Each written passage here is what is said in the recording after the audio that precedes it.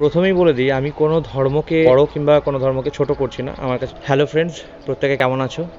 তো আজকের দিনটি আমাদের সনাতনীদের জন্য খুব একটি বিশেষ দিন। তো আমি এই বিষয়ে কোনো কথা বলবো না, আমি একটি ছোট্ট বিষয় নিয়ে আলোচনা করব। যে প্রথমেই বলে দিই, আমি কোনো ধর্মকে বড় কিংবা কোনো ধর্মকে ছোট করছি না। আমার কাছে প্রত্যেকটি ধর্মই সমান, ঠিক আছে?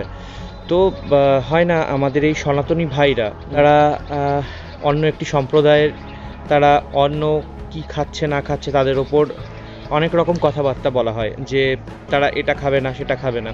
তো আমি আমার সনাতনী ভাইদেরকে প্রশ্ন করতে চাই একটা, যে আমরা যে মাংস খাচ্ছি কিংবা মাছ খাচ্ছি, প্রাণী হত্যা করছি, এটা কি ঠিক?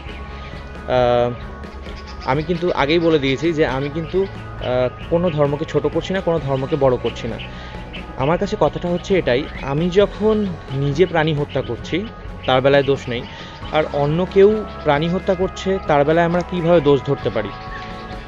তার মানে আমি এটা ডিফেন্ড করছি না যে তারা ঠিক করছে, তারাও কিন্তু ঠিক করছে না।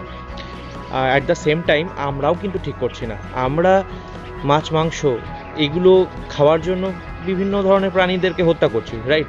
তো আমরা আমাদের সেই রাইটটা কী করে থাকতে পারে যে আমরা অন্য কাউকে বলতে পারি যে তোমরা ওটা খেও না? আমরা যদি পুরোপুরি নিরামিষ ভোজন করি তাহলেই আমরা তাদেরকে বলতে পারবো যে তোমরা এটা খেও না, একটা প্রাণী হত্যা করো না। সো আশা করছি প্রত্যেকে বুঝতে পারছো যে আমি এক্স্যাক্টলি কী বলতে চাইছি। আমি এটাই বলতে চাইছি যে ভাই, আমরা যখন নিরামিষ ভোজন করব, কোনো প্রাণী হত্যা করব না, তখনই আমরা কিন্তু অন্য কোনো একটা সম্প্রদায়কে বলতে পারবো যে ভাই তোমরাও এটা খেও না। কারণ প্রাণী হত্যা এক প্রকারের পাপ, তাই তো? আমরা নিজেদের স্বাদ, নিজেদের পেট ভরার জন্য এই সমস্ত প্রাণীদেরকে মেরে খেয়ে নিচ্ছি, ঠিক আছে? আমি নিজেও খাই। তো আমি কখনো বলতে যাব না যে ভাই তোমরা ভুল করছো, তাই না?